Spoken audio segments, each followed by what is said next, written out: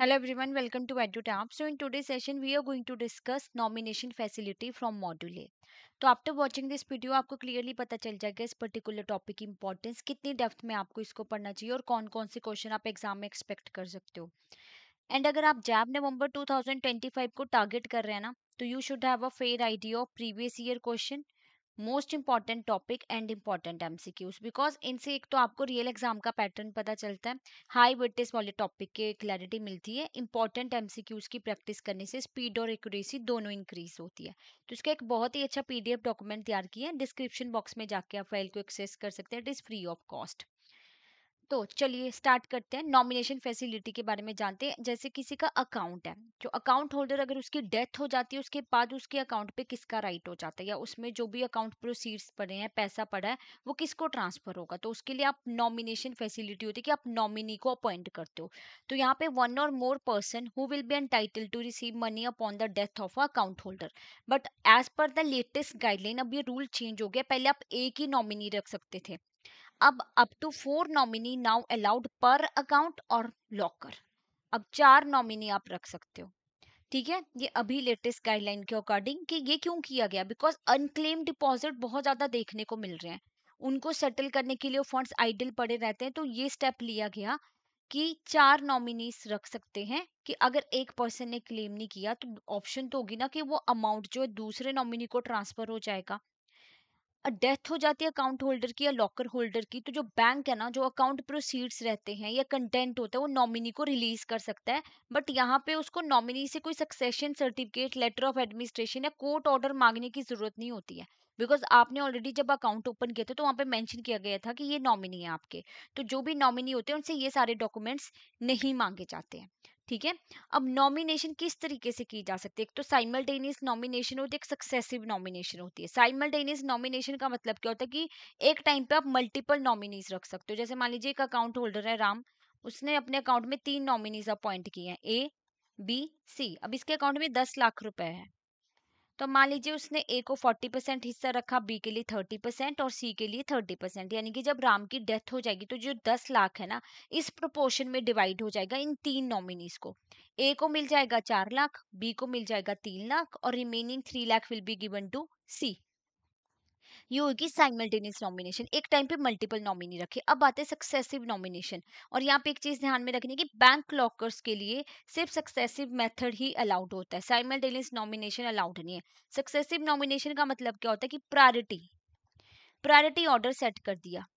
जैसे मान लीजिए राम का ही लॉकर है सपोज कीजिए, अब उसने नॉमिनी रखे ए बी सी। अब यहाँ पे सक्सेसिव नॉमिनेशन में क्या होगा कि जो राम के लॉकर में जो भी सामान पड़ा है, जो भी कंटेंट है, उस पे ए का राइट होगा, प्रायोरिटी ऑर्डर, कि ए को दे दिया जाएगा वो सामान। अगर ए की भी मान लो डेथ हो जाती तो फिर बी को ट्रांसफर हो जाएगा। बी भी due to any reason B के पास, बी को भी नहीं दिया जा रहा, तो फिर सी को जाएगा। प्रायोरिटी है, पहले ए को मिलेगा, फिर बी को, और उसके बाद लास्ट में सी को। ए नहीं रहा बी, बी नहीं रहा तो सी। सक्सेसिव नॉमिनेशन इस तरीके से होती है बैंक लॉकर के केस में। अब बैंकिंग कंपनी नॉमिनेशन रूल 1985 क्या बोलता है, बैंकिंग रेगुलेशन एक्ट 1949 अमेंड किया गया था by banking law act 1983 by introducing new section 45 Z A 45 Z F, nomination facilities के लिए to banks customer in respect of deposit account, safe deposit and safe vault locker. Form DA1 आप fill करते हो जब भी आपने कोई nomination करनी होती है डिपॉजिटर के द्वारा। मैंने नॉमिनी अपॉइंट करना तो मैं फॉर्म DA1 फिल करूंगी। फॉर्म DA2 क्यों फिल किया जाता है, अगर आपने कैंसिलेशन करनी है जो भी नॉमिनेशन आपने किए तो आप कर सकते हो। फॉर्म DA3 क्यों भरा जाता है, वेरिएशन, कोई नॉमिनेशन में चेंजेस करने हैं तो वो आप कर सकते हो, फॉर दैट रीजन आपको फिल करना पड़ेगा फॉर्म DA3।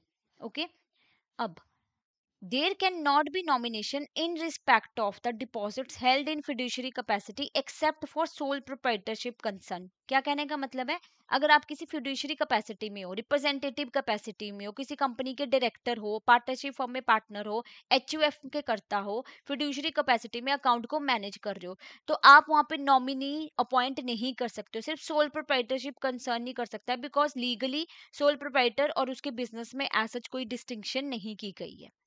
डिपॉजिट्स जो माइनर के द्वारा हेल्ड किए गए हैं, nomination shall be made by a person legally competent to do so. जैसे माइनर किसी कॉन्ट्रैक्ट में एंटर नहीं कर सकते except for the necessity of the goods, है ना। तो उस केस में अगर माइनर के अकाउंट में डिपॉजिट्स हैं तो वो नॉमिनेशन आगे रखना चाहता है, तो वो पर्सन जिसको लीगली अलाउ किया गया है वो ही नॉमिनेशन फाइल कर सकता है।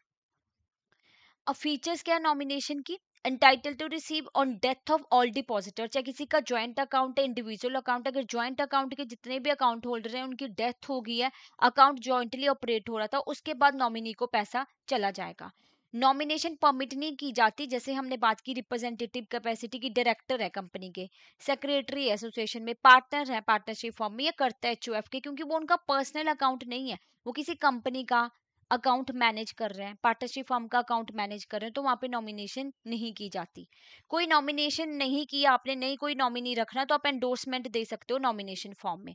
टर्म डिपॉजिट के केस में नॉमिनेशन आपकी वैलिड रहेगी after renewal of the deposits, यानी कि आपकी एफडी मैच्योर हो गया, आपने उसको रिन्यू करवा लिया, एक बार में जो आपने नॉमिनी दिया हुआ था नाम वहां पे, आप उसको बार बार रिन्यू करवाने की जरूरत नहीं है। अगर आपकी एफडी भी बार बार रिन्यू हो रही है, वो वही कंसीडर होगा। Nomination can be in favour of individual, individual के फेवर में नॉमिनेशन की जाती है, किसी कंपनी पार्टनरशिप फर्म एचयूएफ के नेम पे नहीं होती।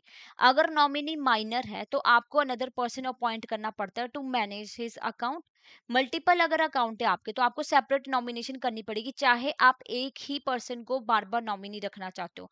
आपका सेविंग अकाउंट है, करंट अकाउंट है, मान लीजिए आपकी एफडी है, आरडी है, तो सब अकाउंट में आपको मल्टीपल अकाउंट है ना आपके, तो इनमें आपको सेपरेट सेपरेट नॉमिनेशन करनी पड़ेगी। तो अब तो जैसे 4 नॉमिनी अलाउड है, तो एक सेविंग अकाउंट के लिए एक कर दिया, दूसरे के लिए दूसरा, एफडी के लिए तीसरा, तो इस तरीके से आप नॉमिनेशन कर सकते हो।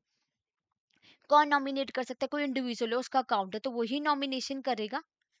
He can only do in his account. अगर कोई ज्वाइंट अकाउंट है किसी के नाम पे, तो जो भी ज्वाइंट अकाउंट होल्डर हैं उसके, वो नॉमिनेशन करेंगे।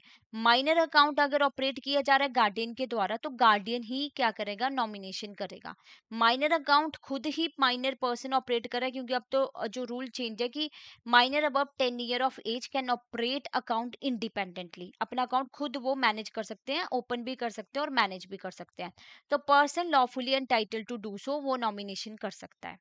अब कैंसिलेशन और वेरिएशन ऑफ नॉमिनेशन की बात करें, क्या आप चेंज कर सकते हो नॉमिनेशन या कैंसिल कर सकते हो? यस, की जा सकती है, बस आपको प्रिस्क्राइब्ड फॉर्म में देना पड़ता है बैंक में कि आप नॉमिनेशन चेंज कर रहे हो, मान लो आप अपनी वाइफ की जगह अपने बच्चों को रख रहे हो नॉमिनी, या आप कैंसिल ही कर रहे हो, तो वो भी आप कर सकते हो कि आपको कोई नॉमिनी रखना ही नहीं है। ज्वाइंट नेम है अगर, तो साइंड बाय ऑल डिपॉजिटर्स, तब जाके आप कैंसिल या वेरिएशन कर सकते हो। जितने भी ज्वाइंट अकाउंट होल्डर हैं उनके दोनों के साइन लगेंगे, चाहे 2 हैं चाहे 3 हैं। डेथ हो जाती है किसी कस्टमर की, या कोई कस्टमर मिसिंग है, तो announcement of death in a newspaper देनी पड़ेगी, production of death certificate, report from a reliable person, यानी कोई रिलेटिव था उसने बता दिया कि डेथ हो गई है, तो वो ना बैंक में रिकॉर्ड कर दी जाएगी विद डेट और सोर्स। अगर डेथ, इंसैनिटी या इंसॉल्वेंसी होगी तो कोई फर्दर पेमेंट नहीं की जाती उस पर्सन के अकाउंट से, चाहे उसने चेक लगाए हो प्रायर टू द डेट, यानी कि डेथ हुई है आज तो कल या उसे पिछले दिन कोई चेक लगाया था, तो वो भी पास नहीं होगा, वो भी नहीं लगेगा। मिसिंग है अगर कोई कस्टमर, तो सुटेबल थ्रेशोल्ड होती है, FIR and non traceable report deposit करानी पड़ती है, लेटर ऑफ इंडेमनिटी भी देना पड़ेगा लीगल एयर्स को। क्या मेंशन करना पड़ेगा कि अगर कल को वो पर्सन आ जाता है, वो बोलेगा बैंक में कि मेरा पैसा तो पेंडिंग था, तो वहां पे ये पता होगा कि लेटर ऑफ इंडेमनिटी है कि जो पर्सन उसका अकाउंट से पैसे लेके जा रहा है, तो वो लायबल होगा, बैंक यहाँ पे लायबल नहीं होगा। इंडियन एविडेंस एक्ट 1872 क्या बोलता है कि after a lapse of 7 year, अगर कोई पर्सन 7 साल से ज्यादा तक के लिए गुमशुदा है, मिला ही नहीं है, तो एज पर द लॉ उसको डेड ही कंसीडर किया जाता है। ठीक है, बट जब आपने रिपोर्ट कराई हो मिसिंग की, उसके 7 साल तक वेट करेगा, उसके बाद जो कंसीडर कर दिया जाता है कि उसको मरा हुआ ही समझा जाता है। Express presumption of death, court का ऑर्डर फिर दिखाना पड़ता है कि कोर्ट की साइड से ऑर्डर था, वो आप बैंक में डिपॉजिट करके उस पर्सन के अकाउंट में जो भी कंटेंट या जो भी पैसे पड़े होंगे वो ले सकते हो। तो इसी के साथ हमारे टॉपिक कंप्लीट होता है। अब एक क्वेश्चन जो डिस्कस कर लेते हैं कि in the event of a death of account holder या लॉकर होल्डर, बैंक रिलीज करता है proceeds content to the nominee, क्या उनको कोर्ट ऑर्डर चाहिए, सक्सेशन सर्टिफिकेट चाहिए, या without insisting on succession certificate court order, या after RBI approval? What will be the right answer? Yes, कोई सक्सेशन सर्टिफिकेट या कोर्ट ऑर्डर की जरूरत नहीं होती है। Okay, now I would like to inform you, here you are getting a flat 80% off on all जैप courses. तो अब बहुत कम टाइम रह गया आपकी प्रिपरेशन का, so it's a high time कि आप टाइमली अपनी प्रिपरेशन स्टार्ट कीजिए। तो what you have to do, आपको कोर्सेज में जाना है। कोर्सेज में जाके जैसे आप जैप कोर्सेज पे क्लिक करेंगे ना, तो you need to scroll down.